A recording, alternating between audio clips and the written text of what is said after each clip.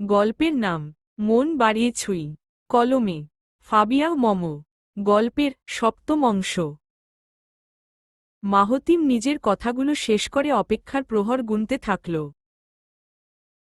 এদিকে তিরতির করে সময় চলে গেলেও মেহনুর কোনো কথা বলছিল না। মেহনুরের চুপটি দেখে মাহতিম ব্যর্থ চেষ্টায় ব্যথিত হচ্ছিল প্রচুর। মেহনুরের দিকে তাকিয়ে থাকতে থাকতেই ওর গাল থেকে হাত দুটো আলগা করে দিচ্ছিল সে। মাহতিম মনেমনে সময়ের হিসাব গুনতেই 2 মিনিট যখন শেষের দিকে পৌঁছে যাচ্ছিল, তখন মনের উপর পাথর চাপা দিয়ে চলে যাওয়ার জন্য সিদ্ধান্ত নিয়ে ফেলল। এদিকে মেহনুর জড়তার জন্য মুখ ফুটেও কিছু বলতে পারছে না, এই লোকটা কেন চোখের চাহনি দেখে বুঝতে চাইছে না। মাহতিম যখন শেষ 10 সেকেন্ডে ধীরে ধীরে হাত নামিয়ে নিচ্ছিল তখনই মেহনুর পাগলের মতো ডানে বায়ে মাথা নাড়াতে নাড়াতে বলে উঠল, যাবেন না, আপনি যাবেন না, যাবেন না।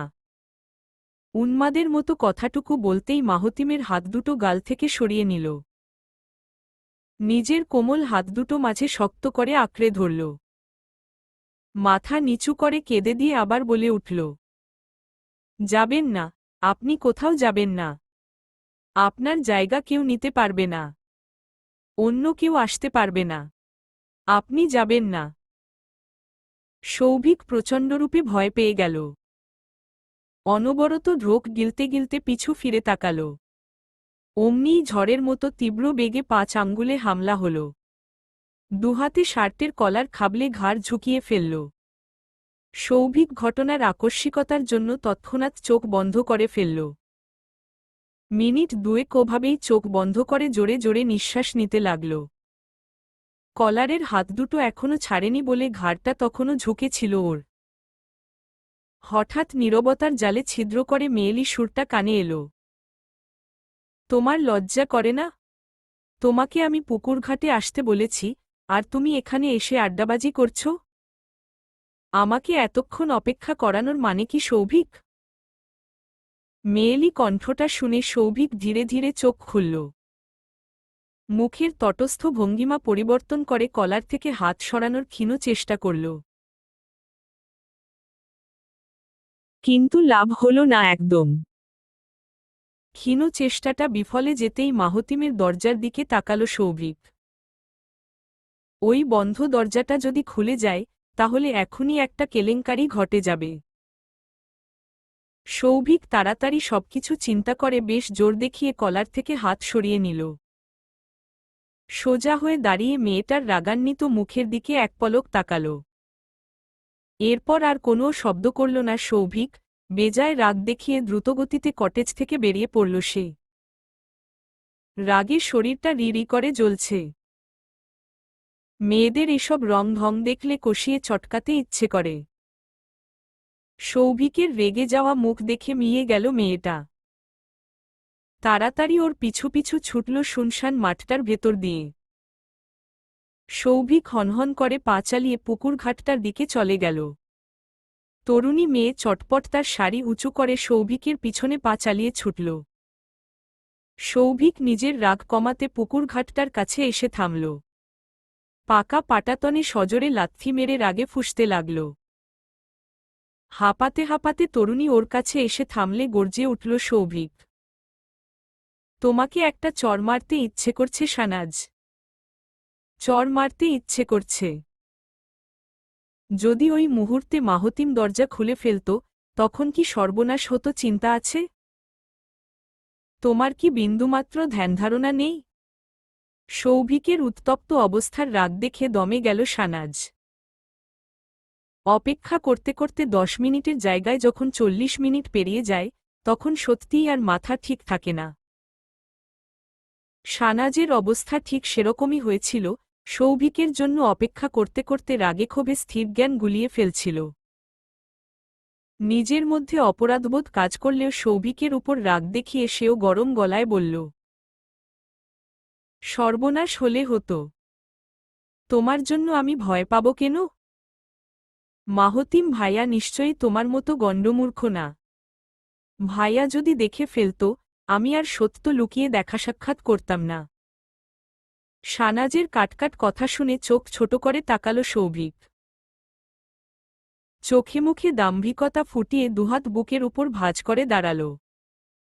শানাজের দিকে শক্ত ভঙ্গিতে ভাবশূন্য গলায় বলল, গণ্ডমূর্খের জন্য অপেক্ষা করার মানে তো আমি দেখি না। সম্পর্ক যখন আপনি থেকে তুমিতে টেনেছ, তাহলে তোমার অপেক্ষা করতে সমস্যা কি? শোনো শানাজ, মাহতিম আমার মায়ের পেটের ছেলে না হলেও আমি ওকে আপন ভাইয়ের মতোই দেখি। লাস্ট টাইম বলছি, আমার সামনে তোমার ওই ন্যাকামি বোনের মতো আচরণ দেখালে কষিয়ে চড় মারব। আমাকে রাগাতে এসো না। সৌভিকের শক্ত কথাগুলো শুনে একদম চুপ হয়ে যায় শানাজ। নিজের ভুলটা কড়াইগণ্ডায় বুঝতে পেরে মাথা নিচু করে ফেলেও। শানাজকে চুপ থাকতে দেখে সৌভিক বুকের কাছ থেকে ভাঁজকৃত হাত দুটো খুলে ফেলল। রাতের জ্যোৎস্না আলোতে টলমল করা পুকুরটার দিকে তাকাল তখন। শান বাঁধানো পুকুরটার কাছে কয়েক কদম এগিয়ে পাকা পাটাতনে বসে পড়ল সৌভিক। পা দুটো সিঁড়ির উপর রেখে দিল, আরাম করে বসল সিমেন্টের পাটাতনে।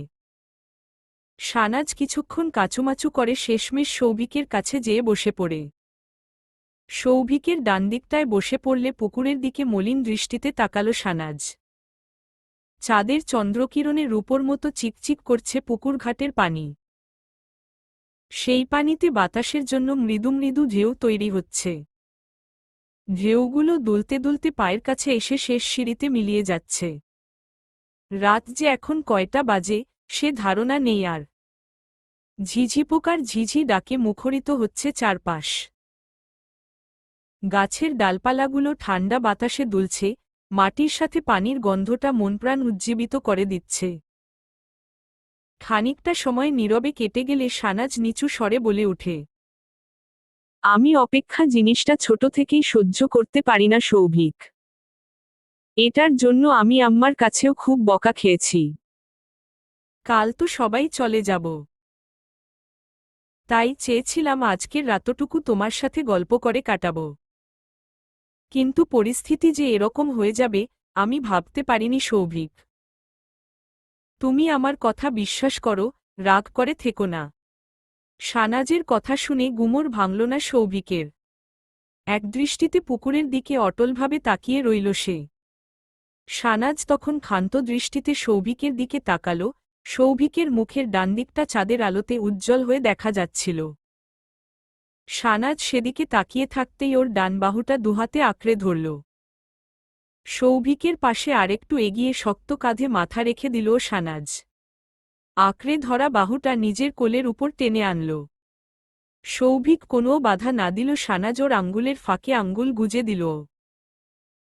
শক্ত করে ধরল সৌভিকের হাতটা, চোখ বন্ধ করে আবারও নিচু গলায় বিগলিত সুরে বলল, ভুলবশত ভুল করে ফেলেছি, মাফ কি করা যায় না? শানাজের মলিন সুর শুনে সৌভিক ওর মুখটা দেখার চেষ্টা করল, কিন্তু সেটা দেখা গেল না। মনের উপর রাগের খোলস ভেঙে গেলে সৌভিক আর শব্দ করল না। খামোশ ভঙ্গিতে শানাজের মাথায় ঠোঁট ছুঁয়ে পানির দিকে তাকিয়ে রইল। শানাজ ও সৌভিকের দৃষ্টি যখন টলমলে পানির দিকে স্থির, তখন হুট করে প্রশ্ন গলায় শানাজ বলে উঠল, তোমরা কি গোপন কিছু করছ? কথাটা শেষ হতেই বুকটা ধক করে কেঁপে উঠল। গোপন কিছু দিয়ে কি বোঝানোর চেষ্টায় আছে সেটাই এখন ধরা বাকি। শানাজের কথায় স্বাভাবিক থেকে শান্ত মুখে বলল সৌভিক, তোমার কেন এমন মনে হচ্ছে বলো তো? ব্যাপারটা আমায় খুলে বলো দেখি। সৌভিকের কথায় চোখ বন্ধ করল শানাজ। অনেকক্ষণ পর সৌভিকের মুখে কথা ফুটেছে দেখে মনটা কেমন শান্ত হয়ে গেল। চোখ বন্ধ করা অবস্থায় সরল কণ্ঠে বলল, উইয়ে গোল আড্ডা দিতে দেখি খালি। শানাজের কথায় সম্পূর্ণ ব্যাপারটা বুঝতে পারল সৌভিক। পুরো ব্যাপারটা নিয়ে শানাজ আসলো কিছুই জানে না সেটা ভেবে চিন্তামুক্ত হল তখন। শানাজের মাথায় সন্দেহ কাটানোর জন্য শান্ত সুরে বলল সৌভিক, ওটা গোপন কিছু না, ওটা জাস্ট নর্মাল আলোচনা। সেখানে সবাই ডেইলি রুটিনের মতো ডেইলি এনজয়মেন্ট নিয়ে ডিসকাস করে, এর চেয়ে বেশি কিছু না। শানাজ এ কথা শুনে সায় বুঝিয়ে চুপ হল। চোখ বন্ধ করে সৌভিকের হাতটা ধরে রইল। পুকুরঘাটের পাটাতনে সময় কাটাতে লাগল দুজন। সৌভিক চুপচাপ তাকিয়ে রইল পুকুরের দিকে। শানাজ চোখ বন্ধ করে রইল সৌভিকের কাঁধে মাথা রেখে। সৌভিক আজ সেদিনের স্মৃতিগুলো স্মরণ করতে থাকল, যেদিন শানাজের মতো শান্ত বুদ্ধির মেয়েটা ওর মন্দিগন্তে সমর্থন জানিয়ে আগমন করেছিল। সবার অজান্তে সৌভিক সেদিন দেখা সাক্ষাৎ করেছিল শানাজের ঘরে। হুট করে ব্যতিব্যস্ত হয়ে শানাজের অনুমতি ছাড়া ওর রুমে ঢুকে পড়ে। সেদিনই বাধ্য হয় শানাজ নিজের রুমের দরজা আটকে দিতে, যদি সৌভিককে রুমের মধ্যে কেউ দেখে ফেলে, তাই তাড়াতাড়ি দরজা আটকে দ্রুত ওকে বেরিয়ে যেতে বলে। কিন্তু সৌভিকও সেদিন উত্তর জানার জন্য নাছোড়বান্দা হয়ে যায়। শানাজের পেটের কথা বের করার জন্য ইচ্ছে করে বিছানায় শটান মেরে শোয়ে। এদিকে সৌভিকের অবস্থা দেখে শানাজ চিন্তিত হয়ে ওঠে। কি করে সৌভিককে বের করবে সেটা নিয়ে রুমের ভেতর পায়চারি করতে থাকে। ঠিক তখনই রুমের দরজায় ঠকঠক করে কড়া পড়ে। দরজায় বাইরে কারোর আগমন শুনে দুজনেই রীতিমতো চমকে যায়। সৌভিক অনেকটা চিন্তিত হলেও শানাজের অবস্থা পুরোপুরি কাহিলপ্রায়। নিজেকে বারবার শান্ত করে শানাজ দরজার দিকে এগোয়। দরজার ছিটকিনিতে কাঁপা কাঁপা হাত রাখতেই মাথা পিছু ফিরিয়ে সৌভিকের দিকে তাকায়। ছোট্ট একটা ঢোক গিলে শানাজ ওকে খাটের তলায় লুকাতে ইশারা করে। সৌভিক প্রথমে রাজি না হলেও শেষ পর্যন্ত বিকট পরিস্থিতি বিবেচনা করে খাটের তলায় লুকায়। শানাজ নিজেকে শান্ত রাখার চেষ্টা করে দরজা খুলে দেয়। ওমনেই চোখের সামনে আবিষ্কার করে নীতিকে। নীতির চোখে মুখে তখন রাজ্যের কৌতূহল দেখা যাচ্ছে। কেন শানাজ দেরি করে দরজা খুলল সেটা নিয়েই সংশয় কাজ করছে। শানাজ যেভাবেই পারল সেভাবেই নীতিকে মুখোমুখি করে দ্রুত দরজা আটকে দিল। নীতির মুখের উপর দরজা আটকালো দেখে নিজের কাছেও বিষয়টা খারাপ ঠেকে গেল। কিন্তু এদিক দিয়ে শুরু হলো সৌভিকের পীড়াপিড়ি। সেদিনই শানাজের মুখ থেকে শুনে নেয় কাঙ্ক্ষিত বাক্যগুলি। এরপর দুজন প্রথম প্রেম সাক্ষাৎ সারার জন্য রাতের সময়টা ঠিক করে। ওই সময় বাড়ির সবাই তখন গভীর নিদ্রায় বুঁদ থাকে। সৌভিকের জোড়াজুড়িতে শানাজ তখন রুমের দরজা খুলে বেরোয়। কাউকে বুঝতে না দিয়ে সিঁড়ি দিয়ে নামে, বাড়ির বাইরে যাওয়ার জন্য খাবার ঘরের জানালা দিয়ে বের হয়। এদিকে সৌভিক আগে থেকেই বাড়ির যেই পুকুরটা ছিল সে জায়গায় উপস্থিত থাকে। শানাজ এসে দেখা করতে গেলে হঠাৎ 2 মিনিটের মাথায় মাহতিম উদয় হয়। মাহতিমের চোখে কি করে ধুলো দিবে সেটা নিয়েই চিন্তা করতে থাকে। তখন হঠাৎ খেয়াল করল মাহতিম কিছু একটা খুঁজছে। এই খোঁজাখুঁজির ফাঁকে দ্রুত সৌভিক শানাজকে নিয়ে পালায়। এক দৌড়ে বাড়ির পেছনে রাস্তা দিয়ে সৌভিক ও শানাজ চলে যায়। সৌভিক কোনোমতে সিঁড়ির দিকে দৌড়ে গেলেও শানাজ নিজেকে আড়াল করার জন্য মালপত্র রাখার রুমে লুকিয়ে পড়ে। মাহতিম যখন হন্য হয়ে বাড়ির ভেতরে ঢুকে তখনই সৌভিক গা বাঁচিয়ে নিজের রুমে চলে যায়। কিন্তু সৌভিক হয়তো জানে না সেদিন ও মাহতিমের চোখে ঠিকই ধরা পড়েছিল। মাহতিম ওকে ভালোমতোই দৌড়ের বেগে সিঁড়ি দিয়ে উঠতে দেখেছিল। কিন্তু কি কারণে মাহতিম এখনো চুপ করে আছে সেটা সবার জন্যই অজানা। ভোরের অরুণটা আকাশ চিরে উদয় হল। তপ্ত অরুণের কমলাভ রংটা পুরো আকাশে ছড়িয়ে পড়ল। জেগে উঠল পাখির আস্তানা, সাড়া দিয়ে উঠল গ্রাম্য প্রকৃতি। নানা পাখির কিচিরমিচির ডাকে মুখর হল ভোর। সবাই রেসর্টের জমজমাট সময় কাটিয়ে রওনার জন্য তৈরি হল। মাহতিম সবার আগে উঠে গাড়ির প্রতিটা জিনিস চেক করে নিল। গাড়িতে ঠিকমতো ব্যাগগুলো গুছিয়ে সৌভিককে ডেকে আনল। সৌভিকের আসার পরপরই চলে এলো সবাই। আজ সবার পরনে মোটা কাপড় দেখা যাচ্ছে। সৌভিক কালো টি-শার্টের উপর কালো হুডি পরে নিয়েছে। তৌফা পরেছে ধূসর শার্টের সাথে মেরুন রঙের নরমাল জ্যাকেট। এমন করে সবার পরনে যখন মোটা পোশাক পরা, তখন মাহতিমের গায়ে একেবারেই সাদামাটা পোশাক পরিধান ছিল। নীতিপ্রীতিফারিনের সাথে আগমন ঘটল 4 বোনের। সবার আশা শেষ হলে এবার বসার জন্য কথা উঠল। মাহতিম তখন রেসর্ট থেকে শেষ দর্শন নিতে গেল। এদিকে তোফ পাকনামো করে কাউকে কিছু বলতে না দিয়ে নিজেই হরহর করে বলল, বাবু সোনারা, এবার আমার কথা শোনো, প্লিজ অ্যাটেনশন হেয়ার। এইবারের প্ল্যানটা আমাকে করতে দেও। এইবার সৌভিকের জায়গায় সিয়াম ড্রাইভে বসুক, আর সিয়ামের জায়গায় সৌভিক। মেয়েরা সবাই মাইক্রোতে উঠো, আর মাহতিমরে আল্লাহর নামে একলা ছাইরা দাও। ওই মনের সুখে জিপ নিয়া মাইক্রোর লেজ ধইরা আসতে থাকুক। আমরা সবাই টিকাটুলির গান বাজাইতে বাজাইতে। তৌফ আর কথা শেষ করতে পারল না। সশব্দে মাথার পেছনে যেন 400 ভোল্টের কারেন্ট লাগল। কারেন্টটা যে থাবড়া নামক মশলা ছিল সেটা মাথায় হাত দিয়ে বুঝতে পারল। এমন ভয়াবহ থাবড়াটার জন্য তৌফ পিছু ঘুরে দুনিয়ার বিভৎস গালিটা উচ্চারণ করবে, তখনই ঠোঁটের কিনারায় বা উচ্চারণ করে মুখটা নিষ্পাপ বাচ্চার মতো চুপ হয়ে গেল। মাথা থেকে ধীরে সুস্থে হাত সরিয়ে তৎক্ষণাৎ 32 দাঁতের জোরপূর্বক হাসি দিয়ে বসল। এদিকে থাবড়া দেওয়া ব্যক্তি আর কেউ না, সেটা মাহতিম ছিল। তৌফ মাহতিমের চেহারা দেখে শত চেষ্টা করেও মুখে হাসি আনতে পারছিল না, কিন্তু নিজের জানমালের কথা চিন্তা করে তাড়াতাড়ি একটা ভেটকি মেরে দিল।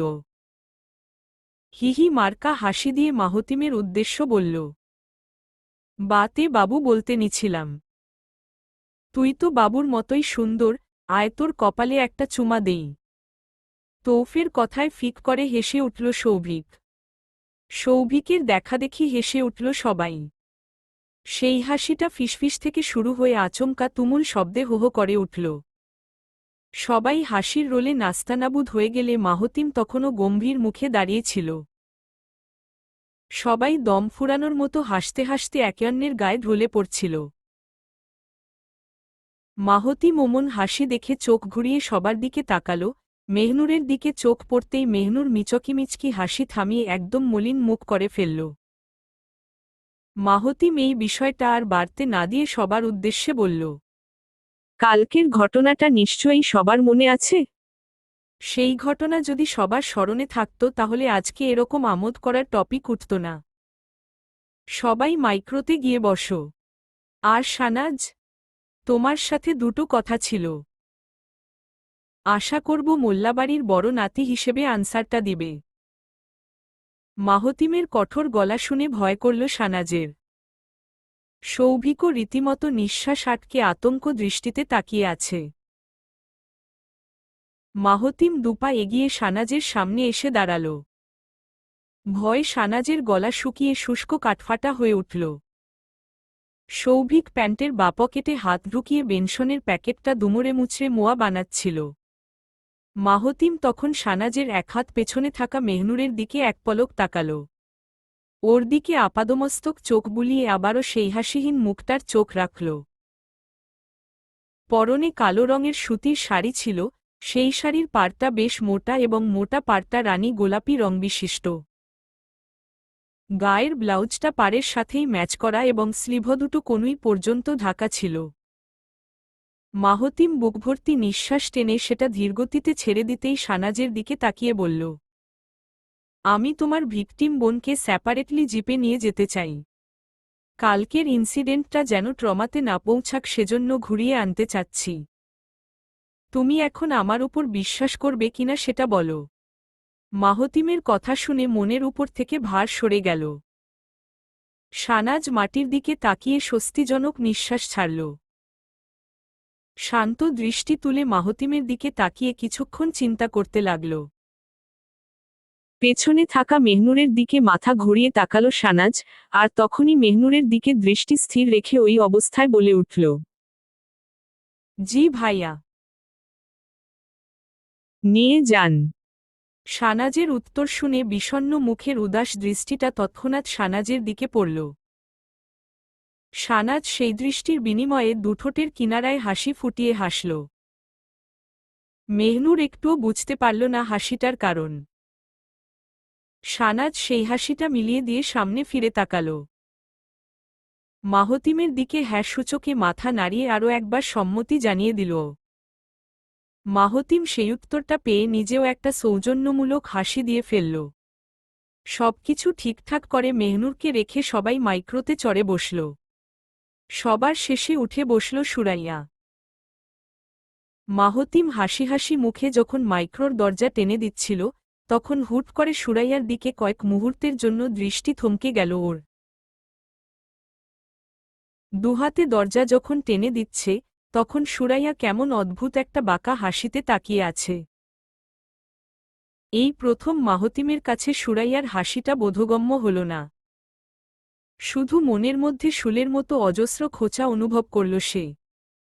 মাইক্রোটা চোখের সামনে দিয়ে ছেড়ে দিল মাহতিম এবার মেহনুরের দিকে তাকাল। সাদা টি-শার্টের উপর নেভি ব্লু রঙের শার্ট চেপেছে মাহতিম। সেই শার্টের সবগুলো বোতাম খুলে রেখেছে সে, যার কারণে পেশিবহুল বুকটা সাদা টি-শার্টের উপর ভেসে উঠেছে। মেহনুর মাটির দিকে তাকিয়ে থাকলেও আর চোখে ঠিকই টের পাচ্ছে, মাহতিম এখন ওর দিকে পূর্ণদৃষ্টিতে তাকিয়ে আছে। মেহনুর লজ্জা সংকোচ সংশয় নিয়ে প্রচণ্ড অস্বস্তি অনুভব করছে। কেউ তাকিয়ে থাকলে এমনই এক ধরনের অস্বস্তি ঘিরে ধরে, তার উপর ঘায়েল করা চাহনি দিয়ে তাকিয়ে থাকলে সেই অনুভূতি ভাষায় ব্যক্ত করা প্রায় অসম্ভব। মেহনুর আঁচলের শেষপ্রান্ত দিয়ে আঙ্গুলে আঙ্গুলে খুঁট পাকাতে থাকলে মাহতিম ওর দিকে এগিয়ে আসতে থাকল। মেহনুর মিনমিন করে লজ্জামিশ্রিত চাহনি তুলে সামনের দিকে তাকাল। ওমনেই সমস্ত শরীর বিদ্যুতের মতো ঝিমঝিম অনুভূতিতে ছড়িয়ে পড়ল ওর। পরিচিত শব্দটা ধুকপুক ধুকপুক করে শান্ত থেকে অশান্ত বেগের দিকে ছুটতে থাকল। মেহনুর উজবুকের মতো তাকিয়ে থাকতেই মাহতিম সন্নিকটে এসে দাঁড়াল। লম্বাটে মানুষটা দাম্ভিকের মতো দাঁড়িয়ে পড়লে মেহনুর তার মুখটা নিচু করে ফেলল। ব্যাপারটা একটুও সহ্য হল না মাহতিমের। মেহনুরের মুখটা দুহাতের তালুতে আবদ্ধ করে উপরের দিকে তুলল সে। সাথে সাথে মেহনুরের ড্যাবড্যাবে চাহনিটা চোখের সামনে চলে আসল। মাহতিম পুরো মুখটার দিকে কিছুক্ষণ তাকিয়ে থেকে হঠাৎ ডানগাল থেকে হাত সরিয়ে ফেলল। কি করতে চাচ্ছে মাহতিম তখনও কিছু স্পষ্ট না। মেহনুর কিছু বুঝে উঠার আগেই নরম ঠোঁটদুটোর উপর তীব্র ঘষার চাপ অনুভব করল। মেহনুর শিউরে উঠে চমকে গিয়ে চোখ কুঁচকে ফেলল। কিন্তু ঘটনা ঘটার কয়েক সেকেন্ডের মধ্যেই আবার চোখ খুলে তাকাল মেহনুর। চোখের ভেতর কৌতূহল ফুটিয়ে মাহতিমের ডানহাতটার দিকে তাকাল। নেভি শার্টের নেভি ব্লু হাতাটায় মেহনুরের লিপবাম লেগে আছে, সেটা মাহতিম এক ঘষা দিয়ে একটু আগে উঠিয়ে ফেলেছে। এই অপ্রত্যাশিত কাজটা কেন করল, সেটা জিজ্ঞেস করার জন্য মেহনুরের মনটা আকুপাকু করছিল।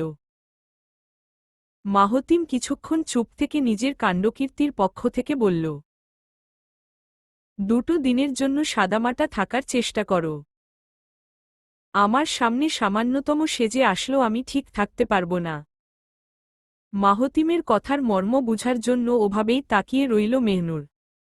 খট করে 2 বাক্য শোনার পর সেটা নিয়ে চিন্তা করতে থাকল। এদিকে মাহতিম দ্রুতগতিতে শার্টের স্লিভ 2 কনুইয়ে গুটিয়ে নিচ্ছিল। মেহনুর অল্প চিন্তায় ডুব দিল, হঠাৎ কথাটার মানে ধরতে পারল। কিন্তু লজ্জার দরুনটা এত বেশি ছিল যে, সেটার কারণে মাহতিমের সামনে দাঁড়াতে গা শিরশির করছিল। মাহতিম স্লিভ 2 গুটিয়ে নিয়ে পকেট থেকে ঘড়ি বের করে পড়ল। কবজিতে বাদামি ঘড়িটার হুক বেঁধে নিল। মেহনুর লজ্জায় দৃষ্টি নুইয়ে রাখলে মাহতিম ওর দিকে আবার বলে উঠল, ওটা মুছিয়ে না দিল আমি ঠিকমতো ড্রাইভ করতে পারতাম না। তোমাকে বিয়ে না করে হাসপাতালে যাওয়ার ইচ্ছে নেই মোটেই। মেহনুরের মনে হচ্ছে মাইক্রোতে না উঠাটাই ওর মস্ত বড় ভুল ছিল। এখন মাহতিমের সামনে থেকে লজ্জা পাওয়ার চাইতে মাইক্রোতে চাপাচাপি করে বসলেও শান্তি হতো। মাহতিম কালকের পর থেকে যেরূপে রূপান্তর হয়ে গেছে, সেটার সাথে আগের রূপগুলো মেলানো এখন মুশকিল হয়ে যাচ্ছে। মেহনুর নিজের মনে এসব নিয়ে ভাবতে শুরু করলে মাহতিম ওই মুহূর্তে ওকে শূন্যে তুলে নেয়। আচমকা কাণ্ডের জন্য আগের মতো একটুও বিচলিত হল না মেহনুর। এবার মাহতিমের কোলে চড়ে ওর দিকেই তাকিয়ে রইল। মাহতিম একটা চওড়া হাসি দিয়ে জিপের দিকে যেতে লাগল। মেহনুরের ছোট্ট শরীরটা মাহতিম শক্ত করে নিজের সাথে জড়িয়ে ধরেছে, মাহতিমের বুকটার কাছে মেহনুরের মুখটা ঠেকে আছে। ওভাবে শক্ত করে ধরার জন্য মেহনুর নিজের চাপা খাওয়া হাত দুটোতে ব্যথা পাচ্ছে। ব্যথাটা অসহন মাত্রায় চলে গেলে মেহনুর হাত দুটো বের করে একটা মাহতিমের ঘাড় জড়িয়ে ধরল, অন্য হাতটা এগিয়ে শার্টের কলার আঁকড়ে ধরল। মাহতিম ওর অবস্থা দেখে হাসি হাসি মুখেই হাত দুটো আরও কঠোর করল। ওমনেই মেহনুর কিঞ্চিত পরিমাণ কেঁপে উঠে চোখ বন্ধ করে তারপর খুলল। মাহতিম ওকে জিপের কাছে এনে সিটে বসিয়ে দিল। গতবার যেই হাতটা অগ্রাহ্য করে মায়ের সাহায্য নিয়ে জিপে উঠেছিল, আজ সেই অগ্রাহ্য হাতের মালিক তাকে কোলে নিয়ে জিপে বসাল। মেহনুর জিপে বসতেই পা দুটো ঠিকঠাক মতো রেখে দিল, মাহতিম সিটবেল্ট টেনে শান্ত মুখে সেটা বেঁধে দিল। মাহতিম চোখ তুলে সেই মায়াবী চোখ দুটোর দিকে নিবন্ধ করে তাকাল। ভোরের প্রথম সোনালি আলোটা মেহনুরের মুখের উপর পড়েছে, সেই আলোর জন্য উজ্জ্বল মুখটা রাঙা আভার মতো ফুটে আছে। উজ্জ্বল ফর্সার গালটায় ডানহাত রাখল মাহতিম। নরম গালটায় যতবার হাত রেখেছে, মনে হয়েছে নিজের শক্ত হাতের জন্য ওর নরম গালটা ডেবে যায়। আঙ্গুলের চাপ খেয়ে নরম গালটা ভেতরে ঢুকে যায়। মাহতিম জানতে চায়, ওই নরম গালটায় যখন পরমাহ্লাদে ওষ্ঠযুগলের চাপ দিবে, তখন গালটা কতখানি তুলার মতো আচরণ করবে? কতখানি দেবে যাবে ওষ্ঠযুগলের চাপ পেয়ে? মাহতিম নিজেকে সহ্য এবং ধৈর্যের মধ্যে আটকে রেখে শান্ত গলায় বলল, তোমাকে প্রথম চুমুটা কোলে তুলেই দিব মেহনুর।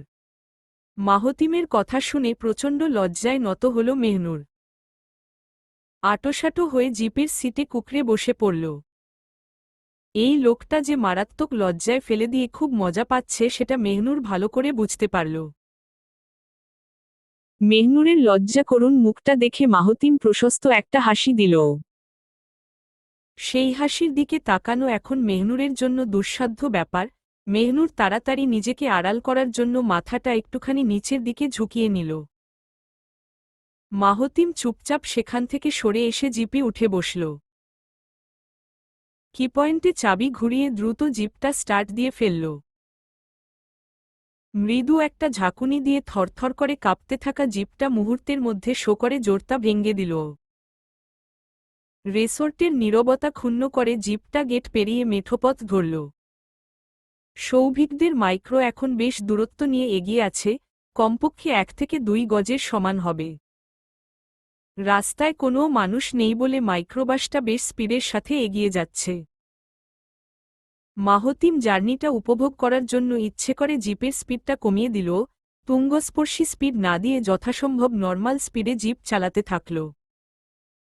মেহনুর জিপে সিটবেল্টটা বাঁধার জন্য প্রচণ্ড অস্বস্তি অনুভব করছিল, বারবার সেটাকে দুহাতে টেনে ঢিলা করার চেষ্টায় ছিল। এদিকে মাহতিম পুরোদমে ড্রাইভের দিকে মনোযোগ দিল, মেহনুরের দিকে মনোযোগ দিতে পারেনি। রাস্তাটা যতই পাকা হোক, সেখানে বিভিন্ন জায়গায় গর্ত করা ছিল, কিছু জায়গা আবার উঁচুনিচু বেখাপ্পা মতন হয়ে আছে। এটুকু পথ খুব সাবধানে পার হওয়া লাগে। মাহতিম ড্রাইভের দিকে ধ্যান দিতেই মেহনুর খুব সতর্কতার সাথে সিটবেল্টটা খুলে ফেলল। সেটা মাহতিমকে একটুও বুঝতে না দিয়ে সিটের পেছনে ছেড়ে দিল। অনেকক্ষণ পর শান্তিতে স্বস্তিতে আরামে বসতে পেরে হাঁফ ছেড়ে বাঁচল মেহনুর। রাস্তার দুধারে বিস্তৃত ধানক্ষেত যাচ্ছে এখন, ধানক্ষেতটা পেরুলেই লোকালয়ের রাস্তাটা এসে পড়বে। মাহতিম একটা ছোট্ট চালাকি করে লোকালয়ের পাশের রাস্তাটা ধরে ফেলল, জিপটা আসলো রাস্তা বাদ দিয়ে বাদিকের রাস্তাটা ধরেছে তখন। এই রাস্তাটা যে লং টার্মের রাস্তা, সে বিষয়ে মাহতিম আগে থেকে জেনে রেখেছিল। মেহনুর এতক্ষণ অন্যমনস্ক ভঙ্গিতে সামনের দিকে তাকিয়েছিল, প্রাকৃতিক দৃশ্যপট শান্তমনে উপভোগ করছিল। কিন্তু রাস্তা ববলের ঘটনা দেখে সাথে সাথে ওর ভ্রু দুটো কুঁচকে এল। সেই কুঁচকানো ভ্রু তুলে ডানে মুখ ফিরিয়ে মাহতিমের দিকে তাকাল। এদিকে মাহতিম জিপের সাইডবক্স থেকে ক্যানের বোতল নিয়ে ছোট ছোট চুমুক দিচ্ছিল। ডান হাতে ক্যান ধরে বাঁ হাতে ড্রাইভ করতে ব্যস্ত ছিল। মেহনুর ওর স্বাভাবিক ভঙ্গির অবস্থা দেখে ভ্রু কুচকানো মুখে কৌতূহল কণ্ঠে বলল, আপনি অন্য রাস্তা ধরলেন যে? মাহতিম ক্যানে আরেক চুমুক দিয়ে সেটা ডানহাত থেকে বাম হাতে চালান দিল। ড্রিপটাও তখন ডানহাতে করতে লাগল। মেহনুরের উত্তরটা দোকানে শুনলেও না শোনার মতো ভং ধরে থাকল। মেহনুর ওর চুপটি দেখে ওর থেকে উত্তরের আশাটা ভঙ্গ করে বামে ফিরে তাকাল। চলতি জিপে ছুটে যাওয়া সময়গুলো নীরবে অনুভব করতে থাকল মেহনুর। মাহতিম জিপের জার্নিটুকু উপভোগ্য করার জন্য গ্রামের এই রাস্তাটা ধরেছে।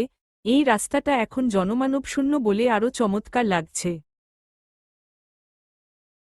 মাহতিম ক্যানের অর্ধেক কোক খেয়ে সেটার মুখ কোনোমতো আটকে দিল। লাল ক্যানটা জিপের সামনেই ঠিক গ্লাসের কাছে রেখে দিল। মেহনুরের উদ্দেশ্যে কিছু জানার ইচ্ছায় প্রশ্নাত্মক গলায় বলল, তুমি সবসময় বড়দের মতো আচরণ করো কেন? কানের ছিদ্রপথে সুরসুর কথাটা যেতেই মেহনুর আচমকা চমকে উঠল। চমকানো দৃষ্টি দিয়ে তৎক্ষণাৎ মাহতিমের দিকে ফিরে তাকাল। শান্ত মুখটা মিনিটের মধ্যেই কালো হয়ে ভাবশূন্য আকার ধারণ করল। মাহতিম ড্রাইভের ফাঁকে ফাঁকে মেহনুরের দিকে তাকাচ্ছিল। ওটুকু তাকানোর মধ্যেই বুঝতে পারল মেহনুর এমন প্রশ্ন শুনে ঘাবড়ে গেছে।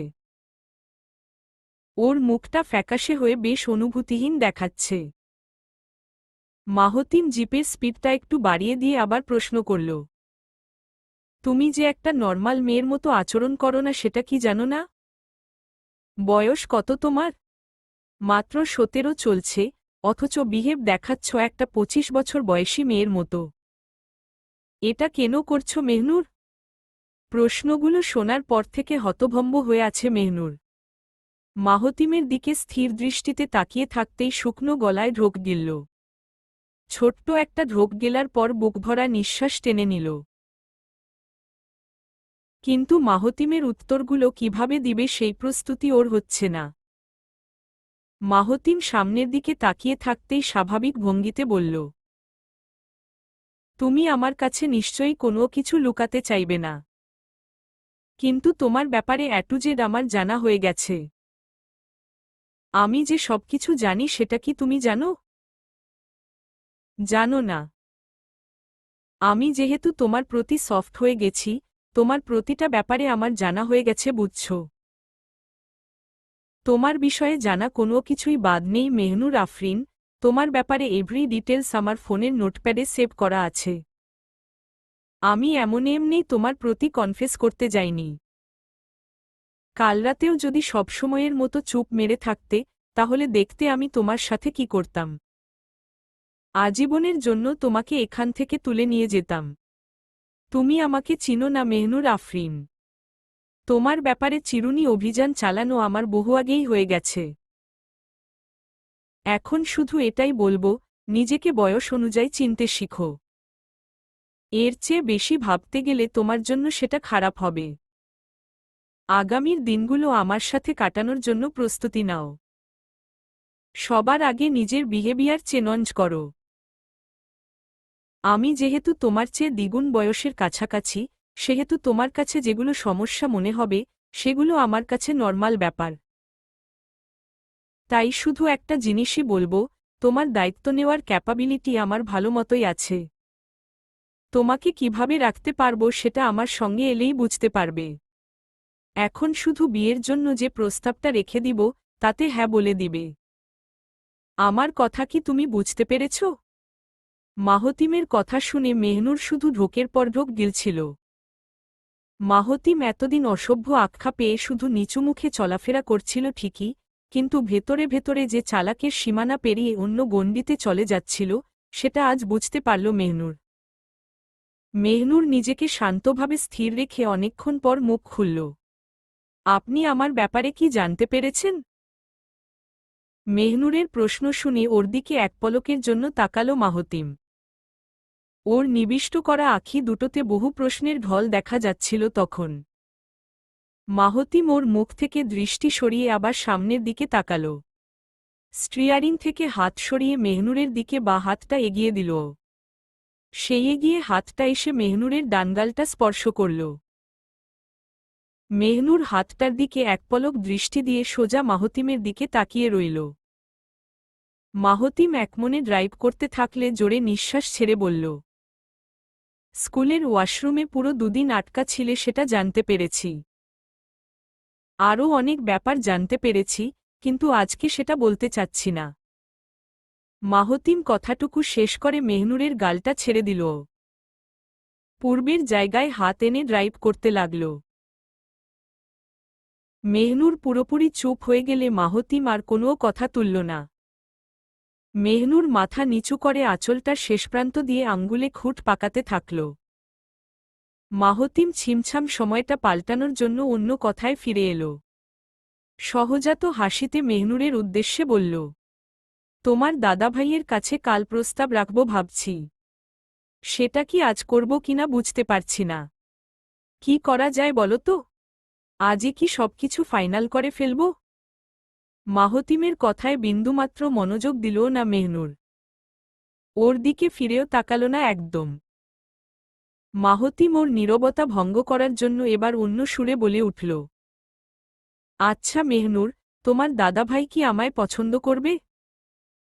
আসলো তোমাদের এখানে শুনলাম মেয়ের বয়স 15 পার হলে বিয়ের পিঁড়িতে তুলে দেয়। এটা নিয়ে অবশ্য টেনশন নেই, সমস্যাটা হচ্ছে অন্যদিকে। আল্লাহ না করুক, তোমার দাদাভাই যদি আমার প্রস্তাব ফিরিয়ে দেয়, তখন তুমি কি সাথে যাবে? মেহনুর নির্বাক ভঙ্গিতে চুপ থেকে আঁচলে খুঁট পাকাতে থাকল। এদিকে মাহতিম উত্তরের জন্য বারবার মেহনুরের দিকে তাকাতে লাগল। মেহনুর একটু সময় নিয়ে শান্ত ভঙ্গিতে বলে দিল, আমি কোথাও যাব না। এমন উত্তর শুনে চলন্ত জিপটা তুমুল স্পিডের মধ্যেই বিকট শব্দে থেমে গেল। আকস্মিকভাবে ব্রেক কষার জন্য মেহনুর তাল সামলাতে না পেরে জিপের একদম সামনে যেয়ে বাড়ি খেল। মাহতিম দুহাতে শক্ত করে স্টিয়ারিং ধরে আছে, কর্ণধারে আচমকা অপ্রতিভ উত্তর শুনে স্তব্ধ হয়ে গেছে। নিজেকে পরিস্থিতির সাথে খাপ খাওয়ানোর জন্য শক্ত হয়ে বসে আছে। মেহনুরের দিকে তাকানোর আগে দ্রুত চোখ দুটো বন্ধ করল মাহতিম। শান্ত মেজাজটা চট করে বিগড়ে গেলে সেটা সামলানো বড় মুশকিল। মাহতিম চোখ বন্ধ করা অবস্থায় নিচের ঠোঁটটা অস্বাভাবিক কায়দায় কামড়ে ধরল। স্টিয়ারিংয়ে দুহাত রেখে মাথাটা একটু নিচু করে নিল। বেশ শব্দ করে দুঠোঁট ভেদ করে জোরেসোরে নিঃশ্বাস ছাড়ল। মাথা নিচু করা অবস্থাতেই জিপের সামনে থেকে ক্যানটা নিয়ে নিল। ক্যানের মুখটা আলগা ছিল বলে সেটা বৃদ্ধাঙ্গুল দিয়ে খুলে ফেলল। ঢকঢক করে কয়েক ঢোক খেয়ে উত্তেজিত মেজাজটা শান্ত করল। খালি ক্যানটা রাস্তার পাশে ছুঁড়ে মেরে মাথা তুলে বসল মাহতিম। স্টিয়ারিং থেকে হাত সরিয়ে মেহনুরের দিকে তাকাল। মেহনুরের দিকে স্বাভাবিক দৃষ্টিতে তাকাতেই বাক্রুদ্ধ হয়ে গেল মাহতিম। চোখের সামনে আবারও লালবর্ণের দেখা মিলেছে, মেহনুরের নিচের ঠোঁট থেকে প্রচুর পরিমাণে রক্ত পড়ছে, ব্যথায় চোখ দুটো খিচে আছে মেহনুর। শাড়ির আঁচলটা থুতনির কাছে চেপে থাকার জন্য রক্তের স্রোত আটকে যাচ্ছে, সেটা থুতনি গড়িয়ে টপটপ কলে নিচে তখন পড়ছে না। মাহতিম তাড়াতাড়ি পাগলের মতো নিজের সিটবেল্ট খুলে মেহনুরের মুখটা কাছে টেনে আনে। জিপের স্টোর পকেটে যে টিস্যুগুলো ছিল, সেগুলো দ্রুতগতিতে বের করতে থাকে। প্যান্টের ব্যাক পকেটে হাত ঢুকিয়ে ওয়ালেট বের করে। তাড়াতাড়ি ওয়ালেট খুলে অ্যালকোহল প্যাডের একটা প্যাকেট ছিঁড়ে ফেলে। সাদা কাগজের ছোট্ট প্যাকেট থেকে তুলার মতো অ্যালকোহল প্যাড বের করে। প্যাডটা নিয়ে সেটা ওর কাটা ঠোঁটে চেপে ধরে। ওমনেই মেহনুর প্রচণ্ড ব্যথায় গোঙানির সুর তুলে কুচকানো চোখে কেঁদে দেয়। রক্ত পড়া বন্ধের জন্য কাটাস্থানে অ্যালকোহল প্যাডটা টিপ দিয়ে ধরে আছে মাহতিম। প্রায় কয়েক মিনিটের মতো ওভাবেই ধরে রাখার পর ঠোঁট থেকে প্যাডটা সরিয়ে ফেলল। রক্তাক্ত প্যাডটা রাস্তায় ফেলে দিয়ে আরেকটা প্যাকেট ছিঁড়ে নিল। সেটা দিয়ে শেষবারের মতো জীবাণুমুক্ত করে ওর হাতে টিস্যুগুলো গুজে দিল। মেহনুর তখন অশ্রুপূর্ণ চোখ খুলে তাকালে হাতের টিস্যুগুলো দেখতে পেল। টিস্যুগুলো হাতের মুঠো থেকে ছেড়ে দিল, সেগুলো নিচে পড়ে গেল। মাহতিম আর চোখে ব্যাপারটা পুরোপুরি দেখলেও জিপ স্টার্টে ব্যস্ত হল। এদিকে মেহনুর অন্যদিকে মুখ ঘুরিয়ে দুচোখে তর্জনী ও বৃদ্ধাঙ্গুল চেপে ধরল। একবারের জন্যও সে মাহতিমের দিকে তাকাল না। মাহতিম এই ঘটনায় নিজেকে দোষী সাব্যস্ত করলেও মুখ দিয়ে একটা কথা বলল না। পুরোটা রাস্তা একেবারে খামোশ থেকে মোল্লা বাড়ির সীমানার কাছে চলে আসল। সৌভিকরা অনেক আগেই মোল্লা বাড়িতে পৌঁছে গেছে। তাই উঠোনের কাছটায় জিপ পার্ক করতে যেয়ে খালি মাইক্রোটা দেখতে পেল। মাহতিম সারা রাস্তা শেষে এবার মেহনুরের দিকে তাকাল। মেহনুর কোনো কথা না বলে জিপ থেকে নামার জন্য পা বাড়িয়ে দিল। ঠিক তখনই মাহতিম পেছনে থেকে আদেশসূচকে বলে উঠল, দাঁড়াও, আমি নামিয়ে দিচ্ছি। মেহনুর কথাটা আমলে না নিয়ে এক ডাক দিয়ে শানাজকে ডাকল। শানাজ ওর ডাক শুনে সাথে সাথেই দৌড়ে এল। শানাজের চোখে মুখে যে ভয় জড়ানো অবস্থা দেখা যাচ্ছে সেটা দেখতে পেয়ে মেহনুর খুবই অবাক হল। শানাজের হাত ধরে জিপ থেকে নামার সময় মেহনুর প্রশ্নটা করে বসল, তোমাকে এমন দেখাচ্ছে কেন বুবু? কিছু কি হয়েছে? তুমি ঠিক আছো তো? শানাজ মেহনুরের হাত ধরে ওকে নীরব মুখে নামিয়ে দিল। মেহনুরের দিকে না তাকিয়ে আগে মাহতিমের দিকে তাকাল। মাহতিমও এদিকে কিছু একটা আঁচ করতে পেরে কৌতূহল দৃষ্টিতে তাকিয়ে আছে। কিন্তু শানাজ সেদিকে না তাকিয়ে তখন মেহনুরের দিকে লক্ষ্য করে। মেহনুরের নিচের ঠোঁটটা কাটা দেখে কপালে ভাঁজ পড়ল ওর। অস্থিরজনিত গলায় সঙ্গে সঙ্গে প্রশ্ন ছুড়ে বলল, ঠোঁটে কি হয়েছে মেহনুর? এভাবে ফুলে গেল কি করে? কিভাবে ঠোঁট কাটলি তুই? এই প্রথম শানাজের কথায় ভরকে গেল মাহতিম।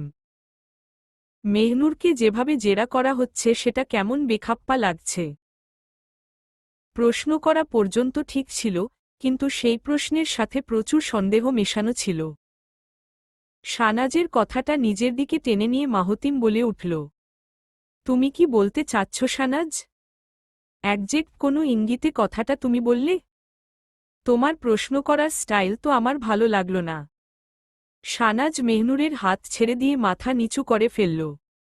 নতমুখে মাহতিমের উদ্দেশ্যে জোর দেখিয়ে বলল, আমাকে খারাপভাবে নিবেন না ভাইয়া, কিন্তু আপনাদের আসতে কি এত টাইম লাগার কথা? আসতে কি একটু বেশি সময় হয়ে গেল না? মাহতিম এবার কৌতূহল দৃষ্টি পরিবর্তন করে শক্ত দৃষ্টিতে তাকাল। বাভরুটা কপালের দিকে খানিকটা তুলে জিপ থেকে নেমে আসল। শানাজের সামনে এসে হঠাৎ কি ভেবে বাড়ির চৈকাঠার দিকে তাকাল, ওমনেই ওর দৃষ্টি দুটো ভীষণভাবে তীক্ষ্ণ হয়ে উঠল। কপালের দুপাশ থেকে অসংখ্য ভাঁজ এসে ভ্রুদুটোকেও কুঁচকে দিল। বাড়ির সবাই দরজার মুখে দাঁড়িয়ে আছে কেন? মাহতিম ওদিকে দৃষ্টি রেখে পকেট থেকে ফোন বের করে নিল।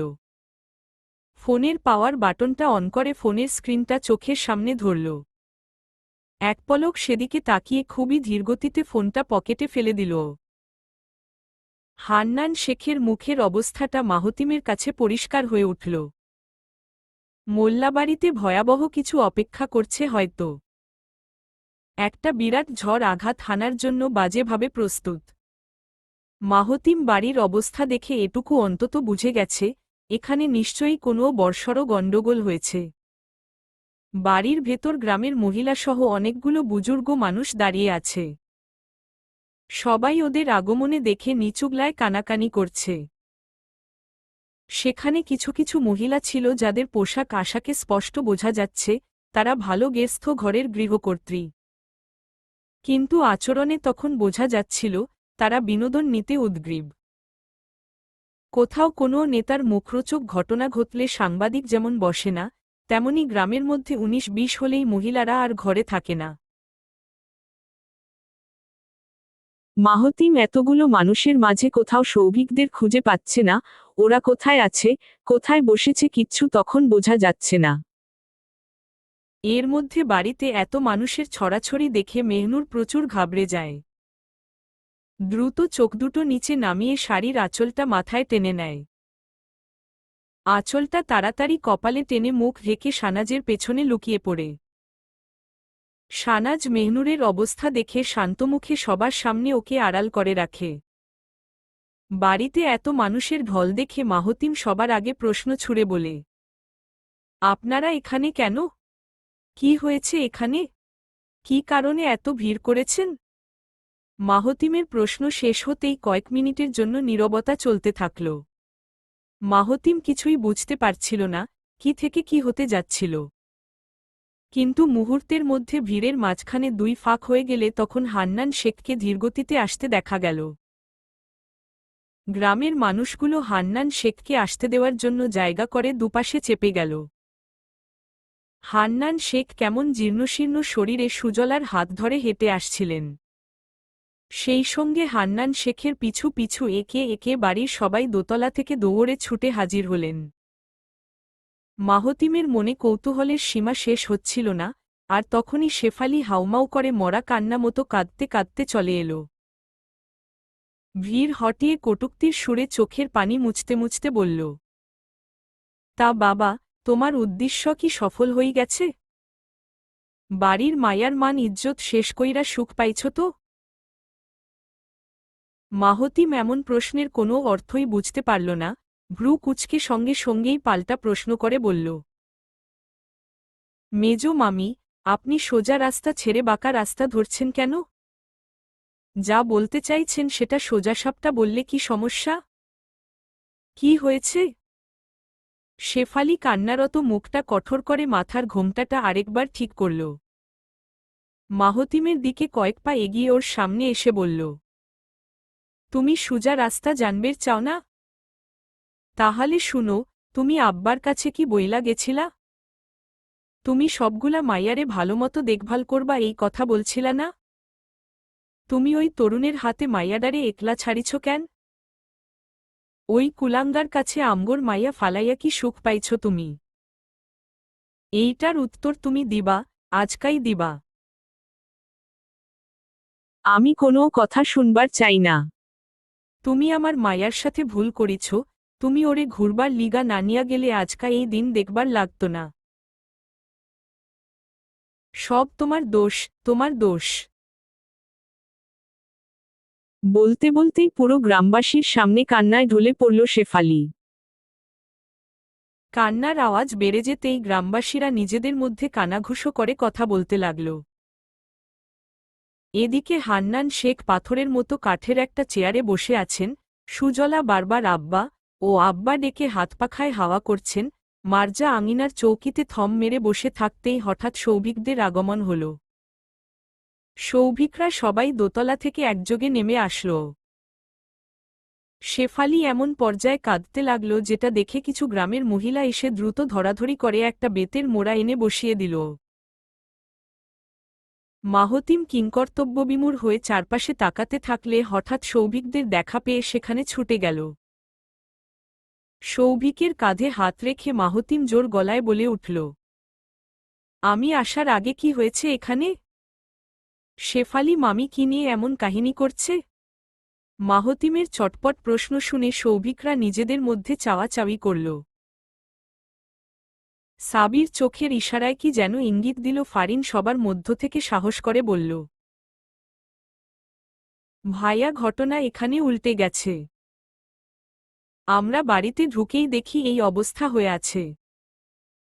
তরুণ যে মেহনুরের সাথে কেলেঙ্কারি করার চেষ্টায় ছিল, সেটা সুরাইয়া কাল রাতেই বলে দিয়েছে। আমরা সবেমাত্র বাড়িতে ঢুকেছি, ওমনেই সুরাইয়া হাউমাউ করে কেঁদে উঠে। আমরা তো একদম তাজ্জব বনে গেছিলাম ওর কান্না দেখে।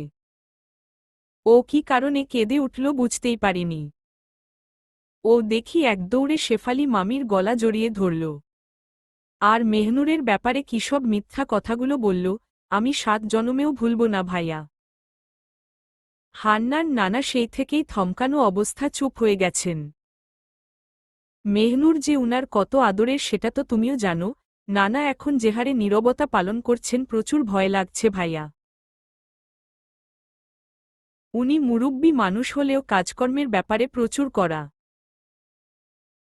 কিন্তু বিশ্বাস করো, সুরাইয়ার মতো এত জঘন্য মেয়ে আমি আমার এন্টায়ার লাইফে দেখিনি। মাহতিম এমন চালবাজির ঘটনা শুনে নির্বাক হতভম্ব হয়ে গেল। গতরাতে মেহনুরের সাথে যে খারাপ ঘটনা হতে যাচ্ছিল সে বিষয়ে সবাইকে চুপ থাকার জোরদারভাবে বলেছিল মাহতিম। বাড়িতে কেউ যেন আগ বাড়িয়ে কথা না তুলে সেটাও ভালোভাবে বুঝিয়ে বলেছিল সে, কিন্তু সুরাইয়া এখানে এসে এত বড় পল্টি মারবে সেটা কল্পনায়ও ভাবতে পারেনি মাহতিম। এখানে সবচেয়ে বড় কথা হচ্ছে, এসব মানসম্মানের ব্যাপার নিয়ে গ্রামবাসীর কাছে কাহিনী পৌঁছে গেলে সহজে ভালো ঘর থেকে মেয়েদের জন্য বিয়ের সম্বন্ধ আসবে না। মেহনুরের বিয়ে ঠিক হয়ে গেলেও বাকি মেয়েগুলোর জন্য এটা ভীষণ চিন্তার কথা। মাহতিম ছোট্ট একটা নিঃশ্বাস ছেড়ে সবগুলো কথা চিন্তা করতে লাগল। এদিকে সুরাইয়া যেই চালটা দিয়েছে সেটা ঠিকঠাক মতো জায়গায় ফিরিয়ে আনা একটু কঠিন। তবুও মাহতিম সবকিছু ভেবেচিন্তে সুরাইয়াকে নিচে আনার জন্য সাবাকে পাঠিয়ে দিল। সাবা আদেশ পেয়ে সুরাইয়াকে আনতে চলে গেল। কিছুক্ষণের মধ্যে সাবা টানতে টানতে সুরাইয়াকে সিঁড়ি দিয়ে নিচে নামাল, সবার সামনে এনে মাহতিমের উদ্দেশ্যে বলল, মাহতিম ভাইয়া, যা বলার বলুন। ওকে নিয়ে এসেছি। মাহতিম সাবার দিকে তাকিয়ে সায় বুঝিয়ে মাথাটা মৃদু ভঙ্গিতে নাড়াল। সুরাইয়ার ভীতু হয়ে যাওয়া মুখটার দিকে তাকিয়ে মাহতিম পরপর দুবার তালি মেরে সবার দৃষ্টি আকর্ষণ করল। সুরাইয়া ভয়ে চুপসে যাওয়া বেলুনের মতো মিয়ে গেছে, শেফালি মাহতিমের অবস্থা দেখে নিজেও ভেতরে ভেতরে শঙ্কানুভব করছে। মাহতিম এখন কি করবে কে জানে, কিন্তু ততক্ষণে মাহতিম সুরাইয়ার দিক থেকে দৃষ্টি সরিয়ে হান্নান শেখের দিকে তাকিয়ে বলল, হান্নান নানা, আমি খুব লজ্জার সাথেই বলতে চাচ্ছি, আপনার নাতনি সুরাইয়া এক নাম্বার মিথ্যাবাদী। ওর মানসিক চিকিৎসার প্রয়োজন বলে মনে করছি। ও আপনাকে কি কথা শুনিয়ে গুল খাইয়ে রেখেছে, আমি শুনতে পেরে অবাক হয়েছি। কিন্তু সত্য এটাই, আপনার সুরাইয়া যা বলেছে সেটা আধা সত্য। যা হয়েছে, যেটা হয়েছে ওটা আমার জন্য খারাপ দিকে যেতে পারেনি। কিন্তু এরকম মিথ্যা কথা বলার জন্য বাড়িতে হইহুল্লোর অবস্থা হবে, সেটা সত্যিই চিন্তার বাইরে ছিল। মাহতিমের কথায় হান্নান শেখ কঠোর দৃষ্টিতে তাকালেন। 3 দিন ধরে বাড়ির বাইরে নাতনি পাঠিয়ে যতটা টেনশনে ছিল, আজ সেই টেনশনের ফলাফল সত্যি সত্যিই খারাপ এলো। হান্নান শেখ প্রচণ্ডরূপে মাহতিমের উপর ক্ষেপে আছেন, কি করে মেহনুরের গায়ে অন্য পুরুষের আচর লাগে সেটা নিয়েই ভেতরে ভেতরে ফুঁসছেন। কিন্তু বাইরে থেকে একদম নীরব হয়ে আছেন। তিনি কথা বলার জন্য শুষ্ক ঠোঁটজোড়া জিহ্বা দিয়ে ভিজিয়ে নিলেন, মাহতিমের দিকে ভাবশূন্য দৃষ্টিতে বলে উঠলেন, আমার নাতনিদের নিরাপত্তা নিয়ে তুমি কি যেন বলেছিলে মনে আছে? প্রশ্নটা শুনে মাহতিম তখন জোরে একটা নিঃশ্বাস ছাড়ে। নিজেকে যথাযোগ্য দোষী সাব্যস্ত করে দৃষ্টি নত করে রাখে। রাগান্বিত হান্নান শেখের সামনে ধীরপায়ে হেঁটে এসে কোমল স্বরে বলে, না না, কে আপনার কানে কি ধরনের কথা লাগিয়েছে সেটা আমি জানি না। তবে এ কথা বলতে বাধ্য হব, আমি আপনার নাতনিদের সুস্থ সমেত হাজির করেছি। রেসর্টে যে ঘটনাটা ঘটেছিল ওটা সত্য হলেও আধা সত্য ছিল। আর আপনি এটাও জানেন আধা সত্য মিথ্যার সমতুল্য। রেসর্টে তরুণ এসে মেহনুরের উপর দ্বিতীয়বার কুকর্ম করতে চেয়েছিল, কিন্তু তরুণ তখন আমার জন্য কিছুই করতে পারেনি। আপনি যদি তরুণের মুখ থেকে সত্য শুনতে চান তাহলে আমাকে একটু সময় দিন। আমি ওকে আনার ব্যবস্থা করেছি। কথাগুলো শুনে হান্নান শেখের কোনো হেলদোল হল না। তিনি কঠোর মুখভঙ্গিতে চেয়ে রইলেন মাহতিমের দিকে। পরক্ষণে চোখ নামিয়ে সুজলার উদ্দেশ্যে বললেন, মা, এক গ্লাস লেবুর পানি আনো। সুজলা আদেশ পেয়ে হাওয়া করা বন্ধ করে বলল, জি আব্বা। সুজলা লেবুর পানি আনার জন্য রান্নাঘরে চলে গেল। হান্নান শেখ শক্ত চাহনিতে মাটির দিকে তাকিয়ে আছেন। কিছুক্ষণ নীরবতা কাটিয়ে মার্জার উদ্দেশ্যে বললেন, মার্জা মা, তোমার ছেলে যে ওয়াদা ভঙ্গ করেছে এর জন্য তুমি কি বলবে? মার্জা কালো শাড়ির আঁচলটা মাথায় ঠিকঠাক মতো টেনে নিলেন। ছেলের দিকে ভাবহীন দৃষ্টিতে এক পলক তাকিয়ে এরপর হান্নান শেখের জন্য বললেন, আপনি যেটা ঠিক মনে করবেন সেটাই করুন বাবা মশাই। আপনার সিদ্ধান্তের উপর আমার পুরো বিশ্বাস আছে। মার্জার কথা শুনে হান্নান শেখ তরুণের জন্য অপেক্ষা করতে রাজি হলেন। তরুণকে দ্রুত যেন হাজির করা হয় সেটার জন্য মাহতিমকে বলে দিলেন। মাহতিম তখন নিজে গিয়ে তরুণকে হাসপাতাল থেকে নিয়ে এলো। ধরে বেঁধে হান্নান শেখের সামনে হাজির করতেই সত্য কথা উগলে দিল। সুরাইয়া গতরাতে শানাজের ফোন দিয়ে শেফালিকে কল করেছিল। কলের মধ্যে মায়ের কাছে মেহনুরের কথা বলে দেয় সুরাইয়া। তরুণ রিসোর্টে এসে মেহনুরের রুমে ঢুকে কুকীর্তি করতে চেয়েছিল সেটাও সবিস্তারে জানিয়ে দেয়, কিন্তু ভাগ্য ভালো বলে মাহতিমের জন্য মেহনুর তখন বেঁচে যায়। এদিকে তরুণ প্রচুর ধোলাই খাওয়ার কারণে হাসপাতালে ভর্তি করতে পাঠিয়ে দেয়। পুরো ঘটনা যখন শেফালির কানে চলে আসলো, তখন আশ্চর্যের জন্য পুরো 10 মিনিট হ্যাং মেরে বসেছিল সে। এদিকে সুরাইয়া সবকিছু বলে দিতেই শেফালি বাজে একটা বুদ্ধি আটে। আর সেই বুদ্ধির জন্যই পুরো গ্রাম ডেকে হাহাকার করা তামাশা করে বসে। তরুণের অবস্থা খুবই নাজুক এখন, হাতে স্যালাইনের নল ঢুকানো ওর। হাসপাতাল থেকে জরুরি রেফারেন্সের ভিত্তিতে হাসপাতাল থেকে অ্যাম্বুলেন্স দিয়ে ছেড়েছে। মাহতিম বুকের কাছে দুহাত ভাঁজ করে তরুণের দিকে তাকিয়ে আছে। তরুণ হুইলচেয়ারে বসা অবস্থায় ভয়ে ভয়ে তাকিয়ে আছে। মাহতিমের হাতে ধোলাই খেয়ে চোয়াল একপাশ বেঁকে গেছে, বাম চোখটা এমনভাবে ফুলে আছে যেন মৌমাছি কামড়েছে। ডান হাতটা প্লাস্টার করা বলে সেটা গলার দুপাশ থেকে রশি টেনে বুকের ঝুলিয়ে রেখেছে। মাহতিম চোখ শক্ত করে প্রথম কুকর্মের কথা জানাতে ইশারা করল। তরুণ বাঁকানো চোয়ালে খুব কষ্টে ঢোক গিলে আবার বলে কথাগুলো বলতে লাগল। আমি শাওনের জন্য এ বাড়িতে আসতে পারতাম না। শাওন কিভাবে জানি বুঝে গেছিল আমি ওর ছোট বোন শানাজকে পছন্দ করতাম। এটুকু কথা বলে জোরে জোরে হাঁপাতে লাগল তরুণ। শ্বাসকষ্টের রোগীর মতো খসখসে আওয়াজে শ্বাস টানতে লাগল সে। এদিকে তরুণের মুখে শানাজের কথা শুনে আগুনের মতো তাকিয়ে আছে সৌভিক। রাগে ইচ্ছামতো গালিগালাজ করছে।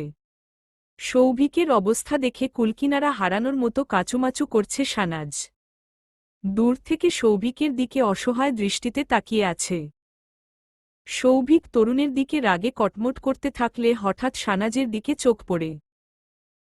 শানাজ সবার দৃষ্টি বাঁচিয়ে সৌভিকের জন্য ঠোঁট নাড়িয়ে বলে, সৌভিক ঠান্ডা। সৌভিক ঠোঁট নাড়ানো কথাটা বুঝতেই মাথাটা সঙ্গে সঙ্গে না ভঙ্গিতে দুবার নাড়াল। উপস্থিত সবার দৃষ্টির অগোচরে গলার কাছে ডানহাতটা চুলকানোর ভঙ্গিতে উঠাল। অন্যদিকে তাকিয়ে কেবল বৃদ্ধাঙ্গুল দিয়ে গলা বরাবর একটান দিল। ওই দৃশ্য দেখে শানাজ ভয়ে চমকে উঠলে তৎক্ষণাৎ আশেপাশে তাকিয়ে চোখ নামিয়ে ফেলল। আবার সতর্কতার সাথে চোখ তুলে সৌভিকের দিকে আগের মতোই বলে উঠল, ওকে জবাই করতে হবে না সৌভিক। মাহতিম ভাইয়া ওকে পঙ্গু বানিয়ে দিয়েছে। সৌভিক সেদিকে না তাকিয়ে সামিকের সাথে ইচ্ছে করে কথা জুড়ে দেয়। তরুণ আবার কাহিল ভাব কাটিয়ে বলে উঠে, শাওন পড়াশোনার জন্য বিদেশে চলে গেলে আমি গ্রাম ছেড়ে চলে যাই। কিন্তু কয়েক বছর পর যখন বাবার সাথে ভিটেবাড়ি বিক্রি করতে আসি, তখন মেহনুরকে দেখে অনেক ভালো লাগে। মেহনুর সবার ছোট ছিল, ও সবার আড়ালে আড়ালে থাকত। আর এটার জন্যই নিষিদ্ধ জিনিসের প্রতি আমার ঝোঁক চলে আসে। আমি সুরাইয়াকে দিয়ে মেহনুরকে যেভাবেই হোক গোয়ালঘরে আনতে বলেছিলাম। মেহনুর আসছিল, কিন্তু ওর সাথে কিছু করার আগেই ও ভয় পালিয়ে যায়। আমি সেদিন কিছুই করতে পারিনি। এর মধ্যে মাহতিম ভাইজান আমাকে কুত্তার মতো মারে, জানের ভয় দেখায়। আমি ওই দিন রাতে আর চিন্তা না করে শহরের জন্য রওনা দেই। কিন্তু মেহনুরের উপর প্রতিশোধ নেওয়ার জন্য আর শহরে ফিরিনি। গ্রামের বাইরে আবার এক ছোট ভাই রিসোর্ট করছিল। নতুন নতুন ব্যবসা, ওর সাথে পার্টনারে জয়েন্ট দিলাম। কিন্তু এদিকে ভাগ্যের জোরে মাহতিম ভাইজান ঘোরাঘুরির জন্য ওই রিসোর্ট বুক করল। আমি সবার থেকে লুকিয়ে চলতাম, চুপি চুপি মেহনুরকে দেখতে যেতাম। কিন্তু প্রতিবারই সিয়াম ভাইজান, নীতি, মাহদি ওদের জন্য কাছে ভিড়তে পারতাম না, কোনোবারই কিছু করতে পারতাম না। গতকাল গ্রিল পার্টির আয়োজন করছিল, আমি এই সুযোগে মেহনুরের রুমে গেলাম, কিন্তু এইবারও কিছু করার আগে ভাইজান। তরুণ আর কিছু বলতে পারছিল না, কাশতে কাশতে গলা জ্বলে যাচ্ছিল ওর। বুক শুকিয়ে শ্বাস টান হচ্ছিল প্রচুর। মাহতিম ওকে হাসপাতালে ফিরিয়ে দিয়ে হান্নান শেখের মতামত শোনার ইচ্ছা পোষণ করল। হান্নান শেখ কাঠের চেয়ার ছেড়ে উঠে দাঁড়ালেন, আর সকল গ্রামবাসীকে নিজ নিজ কর্মে ফিরে যেতে বললেন। গ্রামবাসীরা সব প্রশ্নোত্তর পেয়ে গেলে হান্নান শেখের কাছে সালাম ঠুকে চুপচাপ বেরিয়ে গেলেন। এবার হান্নান শেখ কোমরের কাছে দুহাত বেঁধে ধীরগতিতে পায়চারি করতে লাগলেন। পায়চারি করা অবস্থায় মাটির দিকে তাকিয়ে শান্ত মুখে বললেন, শুরু। সাথে সাথে সুরাইয়া জবাব দিয়ে বসল, জজজি দাদা। শেফালি ততক্ষণে কান্নার অভিনয় থামিয়ে দিয়ে স্বাভাবিক হয়ে গেছে। সুরাইয়ার সাথে কি কথা হতে যাচ্ছে সেটার জন্য উদ্গ্রীব চাহনিতে তাকিয়ে আছে। মাহতিম হান্নান শেখের কাছ থেকে দুপা পিছিয়ে মেহনুরকে দেখার চেষ্টা করছে। নিশ্চয়ই এত কিছু হওয়ার পর কেঁদে কেঁদে নাকমুখ ফুলিয়ে ফেলেছে মেহনুর। কিন্তু শানাজের পেছনে এমনভাবেই মুখ লুকিয়ে আছে, একটু ওকে দেখতে পেল না মাহতিম। হান্নান শেখ সুরাইয়াকে কঠিনভাবে জেরা করতে থাকলে তৌফ এদিকে সৌভিকের কানে ফিসফিস করে বলে, সৌভিক রে, আমার শরীর যে কেমনে জ্বলতাছে তোরে বুঝাইতে পারমু না। খালি একটা কথাই তোরে কমু, এই সুরাইয়ারে যদি উচিত শিক্ষা না দিচ্ছি আমিও সরকার বংশের নাতি না। সৌভিক ওর কথা শুনে প্রচণ্ড বিরক্ত হয়ে গেল। ভ্রু দুটো স্বর নামিয়ে বলল, তৌফ তুই চুপ থাকবি? এমন সিরিয়াস মোমেন্টে আবলামি বন্ধ করবি? তুই দেখতে পাচ্ছিস না ওখানে কি হচ্ছে? আপাতত অফ যা তৌফ। তৌফ এমন কথা শুনে চুপ তো হলই না, উল্টো বিড়বিড় করে বলতে লাগল, আসার সময় গোবর পাড়া মারছিলাম বন্ধু। ভাবতাছি ওই জুতা আইনা সুরাইয়ার দুই গালে ঠাডায়া মারমু। ইন্টারেস্টিং মোমেন্টে বারবার ব্যাঘাত ঘটানোর জন্য তৌফের উপর ভালোই খেপল সৌভিক। কিন্তু খেপাটে ভাবটা প্রকাশ না করে চুপচাপ সাবিরের পাশে যেয়ে দাঁড়াল। এমন আহাম্মকের পাশে থাকার চেয়ে সাবিরের পাশে থাকা ঢের ভালো। হান্নান শেখ জেরা শেষ করতেই হঠাৎ শেফালি কেমন মাথাচাড়া দিয়ে আসল। হান্নান শেখের জন্য প্রশ্ন ছুঁড়ে ত্রস্ত মুখে বলল, আব্বা, আপনের কাছে কোনোদিন কোনো কিছুর জৈন্যে বলি নাই। কিন্তু আজ না বইলা থাকবার পারলাম না। আপনের ছোট নাতনির জৈন্যে আমার কি ক্ষতি হইল আপনি সেটা এখনো ধরবার পারেন নাই। আমি আইজ সেই কথা খুলিয়া কবার চাই। মেহনুর গ্রামের সামনে যেইভাবে মানসম্মান শেষ করিয়া দিছে, এখন সুরাইয়ার জৈন্যে ভালা পাত্র জুটবে না। সুরাইয়া কিন্তু সাবা, শানাজের মতো সুন্দরী না। কোনো পাত্র যে সুরাইয়া বাদে বাকি তিনজনরে পছন্দ করিবে সেই কথা আমি কাগজে লেখিয়া দিবার পারুম। শেফালির কথায় চুপ থাকতে পারলেন না সুজলা। এতক্ষণ পর তিনি বাধ্য হয়েই শেফালির প্রতি উত্তর দিয়ে বলল, মেজ বউ তোমার সাহস তো কম না। তুমি আমার সামনে আমার মেহনুরকে কি কথা বললা? ও কোনো দিক দিয়ে বাড়ির মানিজ্যত শেষ করেছে? আজকে গ্রামবাসী ডাকিয়ে তামাশা করতে গেছে কে? মেহনুর না তুমি? কাহিনী কি তুমি শুরু করেছ না মেহনুর এসে করছে? খবরদার আমার মেহনুরকে নিয়ে একটা বাজে কথা বলতে যাবে না। সুজলার কড়া কথা শুনে শেফালিও একধাপ গলা চড়িয়ে কথা বলে উঠে, আমি তো কিছু শুনবার চাই না ভাবি। আমার মাইয়ারে কেউ বিয়া করব না আমি এইটা জানি। আমি এখন একটা জিনিসই বলবার চাই, যার উপর আমার মায়ার মানিজ্যত দেখভালের ভার পড়িছে, যে রেসর্ট ঘুরাবার নিয়ে গেছে তারে কও সবকিছু ঠিক করে দিতে। কয়দিন পরে শানাজ, সাবার বিয়া হই যাব, মেহনুরারে দেখলে পাত্রও ফিট পাব। কিন্তু সুরাইয়ার জৈন্যে কে আসিব? এবার হান্নান শেখ পায়চারি করা থামিয়ে দিল। তীক্ষ্ণ দৃষ্টিতে শেফালির তাকালে ওই সময় মাহমুদা নিজের আর্স্টঠোঁট নাড়িয়ে এই প্রথম মেয়ের পক্ষ নিয়ে বললেন, ছোট ভাবি, আপনি আমার বয়সে খুব বড় না হলেও সম্পর্কে যথেষ্ট বড়। আপনি সারাটা জীবন আমাকে কথা শুনিয়ে গেলেন। আমার মেয়েকে পদে পদে খোঁটা মেরেছেন, সব ওই উপরওয়ালা দেখেছে। আমি একটা কিছু ভুলিনি, আপনি আমার মেয়ের গায়ে হাত তুলেছেন, তবুও আমি সম্পর্কের মর্যাদা করে কিচ্ছু বলিনি। আমার মেয়ে এইটা করে কেন, সেটা নিয়েও কম কথা বলেননি ভাবি। আপনি ওই বেপরোয়া তরুণটাকেও বাড়িতে থাকার জন্য আব্বার কাছে তোষামোদ করেছেন। ওই ছেলে আমার নিষ্পাপ মেয়েটার সাথে দুইবার খারাপ কাজ করতে চেয়েছে। আল্লাহ যদি মেহনুরের জায়গায় সুরাইয়াকে ফেলে দিত, তখন কি বলতেন ছোট ভাবি? আপনি কিভাবে আমার একমাত্র সন্তানটাকে দোষ দিতে গেলেন? মাহমুদার ভিজে আসা চোখ দুটো নরম আঁচলে চাপা পড়ল। আঁচলো দিয়ে দুচোখ মুছে চোখ নিচু করে বলল, আমার মেয়ের সাথে প্রতিবার আপনি খারাপ আচরণ করেছেন, আমার মেয়েটা সেই ছোটবেলায় কেঁদে কেঁদে বিচার দিত। এখন হাজার ব্যথা পেলেও আমার কাছে বলে না। আমি আপনার মতো গলাবাজি করতে পারি না ভাবি, আমি নিরীহভাবে চলতে পারি। কেউ আমাকে দুটো কথা শোনালেও পাল্টা কথা বলতে পারি না ভাবি। মাহমুদা আবারও সজল নয়নে শাড়ির আঁচলো চাপা দিল। নীরবে চোখের অশ্রু বিসর্জন দিতে থাকলে ওই মুহূর্তে সানাজের পেছনে থেকে দৌড়ে পালাল মেহনুর। এক দৌড়ে চৌকির পাশ কাটিয়ে সিঁড়ির ধরে দ্রুততার সাথে উপরে উঠলে লাগল। মাহতিমসহ সবাই ওর ফুপানো কান্নার আওয়াজ শুনতে পাচ্ছিল।